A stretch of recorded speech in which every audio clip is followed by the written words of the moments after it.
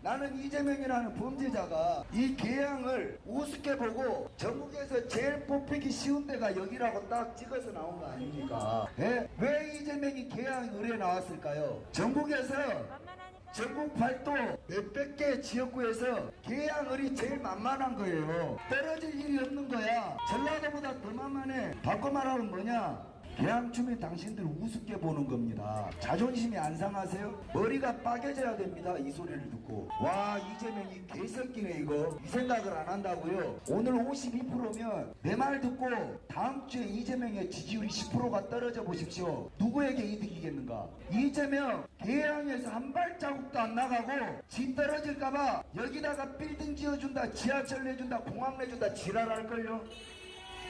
제 말은 어째서 여러분들의 비싼 표를 이렇게 값비싸게 막 바꾸냐 이거예요. 성 딜이에요, 딜. 정치인에게 내가 이 한 표로 얼마나 받아낼 수 있는가, 기본적인 협상의 기술입니다. 근데 개항은 그냥 이재명에게 백지수표를 준 거 아닙니까 여러분?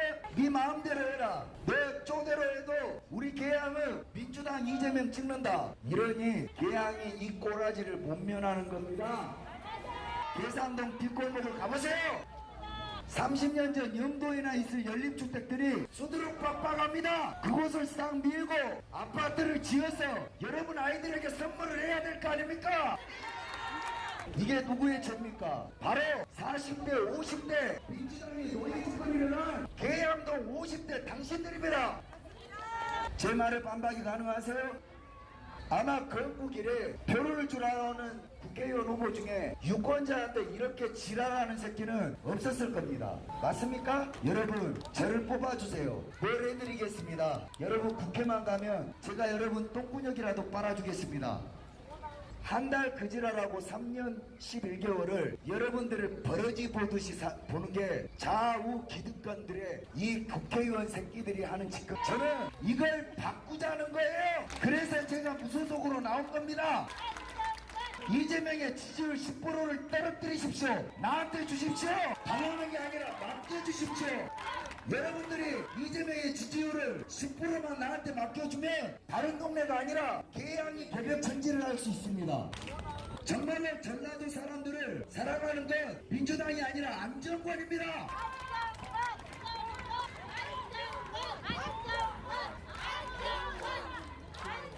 정말 인물이 나온 것 같지 않습니까? 만약에 저의 이런 연설이 KBS나 MBC의 카메라를 통해 전국에 보도가 되었다면 저는 대통령이 됐을걸요?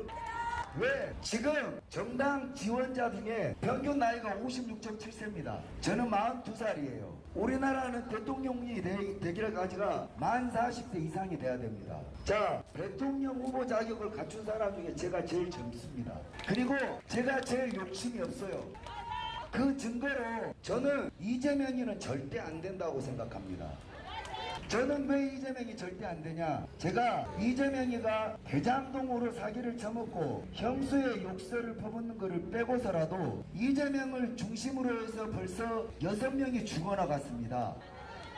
지금 대한민국이 이재명 얘 하나 때문에 이재명을 지키겠다고 총선을 치르는 거예요. 민주당의 이재명을 대통령을 만들어 그냥 얘가 대한민국을 발전시키는 게 아니라 이재명에게 면죄부를 주려고 이 민주당은 선거를 하고 있는 겁니다. 거기에 계양도 마찬가지요. 수도권 전라도 모두 이용당하는 거 아닙니까? 아니 대한민국과 전라도와 수도권이 서울이 이재명한테 무엇을 빚을 졌길래 이따위 쓰레기 같은 인간한테 우리가 이렇게까지 휘둘려야 됩니까? 도대체 이재명이 뭐라고? 그 새끼가 말 그대로 김대중만큼 민주화를 외치기를 했어요? 아니면 대한민국의 경제발전 박정희 대통령만큼 쇠가 빠지게 일을 하기를 했습니까? 검사 사칭해서 사기쳐가지고 징역 가고 김부산아 삐까삐까 떠가지고 온 세상 난리 부르스치고 지형 정신병원에 가두고 지형수 가랭이를 찢어버린다 그러고 대장동의 1조 가까이에 SOC 사기를 쳐먹는 게 적나라하게 법원을 통해서 나오고 있지 않습니까? 저게 정치인 이재명이 아니라 일반인 이재명이라면 징역을 가도 10번을 갔을 거 아니에요? 저는 지난 대선 때 이런 이재명이는 사람의 자질을 갖추지 못했다고 이재명이가 형수에게 쌍욕을 한 것을 전국에 풀고 다녔습니다. 그저로 선거법 위반으로 현장 구속을 당해서 인천구치소에서 독방에서 182일을 살았습니다. 그리고 가택고금을 4개월에서 총 1년 가까이를 징역을 갔다 왔어요. 근데 이재명 덕분에 제가 척수염이 있었는데 치료 시기를 놓쳐가지고 지금 오른쪽은 감각마비, 왼쪽은 보행마비로 반병신이 돼버렸고 아침 저녁으로 오줌을 못 눕니다. 여러분 창피스럽지만은 몸은 이렇게 보이지만 서서 오줌을 못 싸요. 앉아서 5분 동안 똥 싸듯이 오줌을 싸야 됩니다. 저는 그냥 이재명이가 범죄자라는 걸, 대통령 후보로서 자격 미달이라는 걸 대한민국 국민들에게 알려주고 싶었을 뿐입니다. 그 대가가 이렇게 처절하게 모가지를 찢고 뼈를 붙이고 이렇게 다가올 줄은 상상이나 했겠습니까? 단지 내가 한 죄가 아닌 이재명의 죄를 고했을 뿐인데 저는 이렇게 당했습니다. 자, 이런 인간이 지금 거대 야당의 대표로서 정권을 심판한다는데 누가 누굴 심판한다는 거죠? 김건희, 기울배, 뭐 부동산 투기, 주식 투기 의혹이 있으면 특검하면 됩니다. 여자를 물으면 돼요. 윤석열 대통령 개인의 비리가 있습니까? 아니 물어보자고요. 그 잘난 민주당에서 맨날 김건희 거리지 윤석열 대통령 개인 비리가 있어요?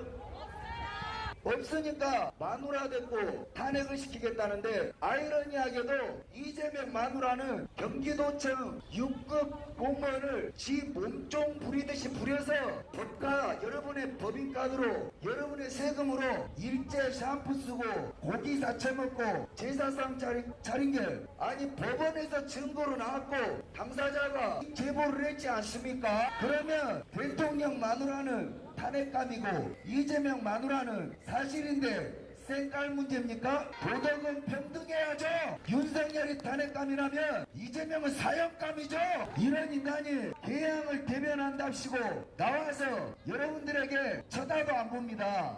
5선 송영길 어디가 있습니까? 징역 가 있잖아요. 뇌물을 9억 받아 처먹었습니다. 나온 게 9억이니 나올 예정으로 10억이 넘겠죠. 그런 새끼가 20년 동안 여기에 국회의원을 했으니 돈을 슈킹 가고 뒤로 돌리기 바쁘지. 저 괴산동에 높은 40년 된 빌라를 어르신들을 어떻게 재건축을 해서 잘 모실까 이런 생각을 했겠습니까? 그 새끼가 전라도 새끼입니다. 전라도 새끼가 전라도 사람들을 사기친 겁니다. 그러면 이런 개쓰레기 새끼를 계양구에서 축출하고 대한민국에서 축출하고 진정으로 전라도가 이제 유권 의식을 가지고 있고 표를 제대로 행사하자고 부르짖는 안정권이가 진짜 전라도를 사랑하는 겁니까? 여러분들을 이용해서 20년간 도둑질했던 손영기와 이재명이 전라도를 사랑하는 겁니까?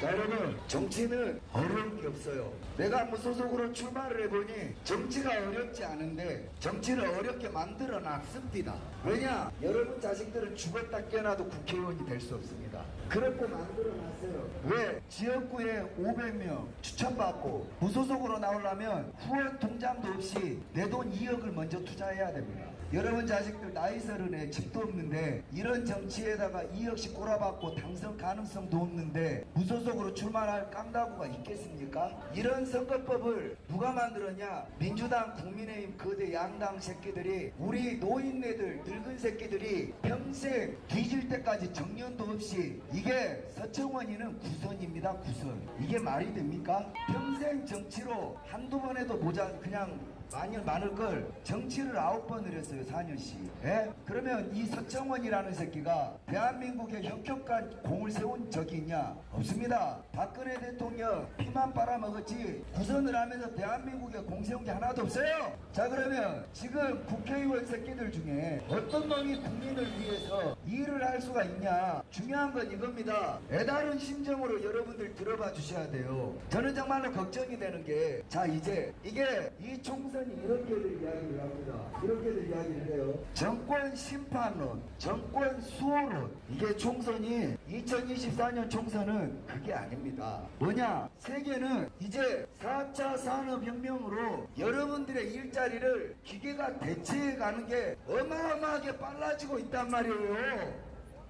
이게 실업률이 늘어나는 건 정치의 문제가 아니라 기술의 문제라는 겁니다. 그러면 지금쯤의 정치인들은 이 4차 산업혁명 기술, 즉 AI 그리고 인공지능을 포함한 각종 드론 기술 그리고 이 평준화 기술 산업표준 이런 것을 기술의 전쟁의 시대에 와 있단 말입니다. 그러면 앞으로는 우리 애들이 정치를 해먹고 살 게 아니라 기계가 일자리를 다 뺏어 먹어버리기 때문에 전 세계에 있는 기술을 한국이 주도하고 휴대폰 기술을 한국이 주도하고 반도체 기술을 우리가 주도해서 이 기술로 나오는 자본으로 여러분의 자식들이 먹고 살아야 될 세대가 올 수밖에 없어요. 이건 윤석열이 대통령이 되든 이재명이 대통령이 되든 막을 수가 없습니다. 그렇기 때문에 이번 총선은 4차 산업혁명으로 경쟁적으로 인재를 육성할 수 있느냐 아니면 뒤처져서 경쟁 기술력에 밀리는 낙후된 나라로 가는가. 기술의 진일보와 기술의 후퇴의 기로에 서 있단 말입니다, 여러분. 그러면 이 즈음에 뽑아야 할 국회의원들은 적어도 이런 문제들에 대한 위기의식 정도는 공감하고 있어야 되지 않겠습니까? 저는 이 역같은 선거법 때문에 아니 무소속으로 나왔는데 여러분들한테 이렇게 말을 해서 5% 지지율을 얻으려면 나한테 일주일의 시간은 필요할 거 아닙니까? 내가 아무리 외쳐도 5%의 지지율을 얻으려면 내 얼굴을 알리려면 일주일 정도 시간이 필요할 거 아닙니까? 28일날 선거운동을 했는데 29일날 여론조사를 해서 저 2% 나왔습니다. 28일날 선거운동 했는데 29일날 여론조사 기준으로 TV토론을 겨룬답니다. 그러니까 무소속이나 정당 소속 아니면 정치하지 말라는 이야기예요. 그래서 저는 TV토론도 못 나가요. 제가 TV토론을 나가서 이재명한테 그리고 원희룡한테 여기가 무슨 명룡대전 한다잖아요. 아니 왜 여기가 격투기판이 돼야 됩니까? 그 새끼들의 대권 자랑질판에 싸움판에 왜 개항 희생을 해야 되죠? 억울하지들 않으세요? 딴 데 가서 해야지. 여의도 가서 우리를 어떻게 먹고 살게 해줄지를 이야기하라는 거지. 여기가 원희룡 동무대입니까? 이재명 동무대예요? 아니 이런 것도 여러분들은 기분 나쁘지가 않으세요?